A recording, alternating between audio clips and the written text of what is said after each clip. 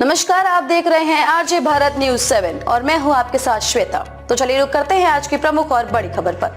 नरेंद्र मोदी से क्यों है बीजेपी के सुब्रमण्यम स्वामी का 36 का आंकड़ा 2020 से नहीं हुई बात, जानिए कहां है दिक्कत। डॉक्टर सुब्रमण्यम स्वामी ने दावा किया कि प्रधानमंत्री नरेंद्र मोदी झूठ बोलते हैं।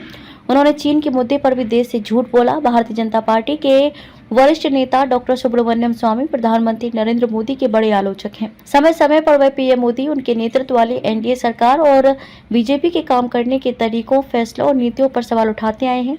यही वजह है कि उनका पीएम मोदी से 36 का आंकड़ा माना जाता है और शायद इसी के चलते लगभग 4 साल से अधिक समय से दोनों की कोई बात नहीं हुई है। बियर बाइसेप्स नाम के यूट्यूब चैनल के साथ पॉडकास्ट में विराट हिंदुस्तान संगम वीएचएस के अध्यक्ष ने बताया, मुझे लगता है कि भारत में भ्रष्टाचार एक ऐसा मुद्दा है जिसका हल किया जाना चाहिए, पर बीजेपी ऐसा नहीं कर पा रही है।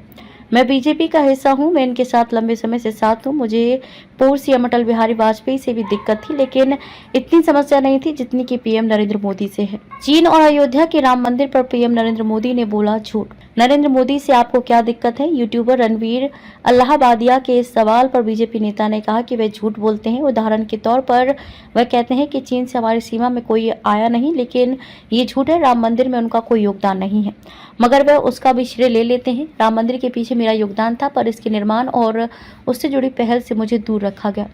सुब्रमण्यम स्वामी की आखिरी बार पीएम से क्या हुई थी बातचीत? ये पूछे जाने पर कि क्या आपके पीएम मोदी से हाल फिलहाल में बात हुई, दो टूक जवाब आया, नहीं अभी तो नहीं हुई। सुब्रमण्यम स्वामी ने यह भी बताया कि साल 2020 से मेरी उनसे कोई बातचीत नहीं हुई है। मेरी तब उनसे इकोनॉमिक पॉलिसी, देश की दिशा और चीन से जुड़े मसलों पर बात हुई थी। नरेंद्र मोदी को नहीं होना चाहिए था। बीजेपी उम्मीदवार सुब्रमण्यम स्वामी। इंटरव्यू में बीजेपी नेता ने यह भी कहा कि मुझे निजी तौर पर लगता है कि बीजेपी को नरेंद्र मोदी के बगैर साल 2024 का लोकसभा चुनाव लड़ना चाहिए था।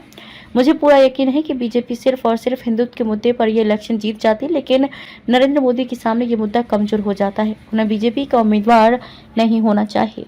खबरों में अब तक के लिए बस इतना ही। फिर होगी आपसे मुलाकात ऐसी किसी बड़ी और खास खबर के साथ। तब तक के लिए नमस्कार और देखते रहिए आरजे भारत न्यूज 7।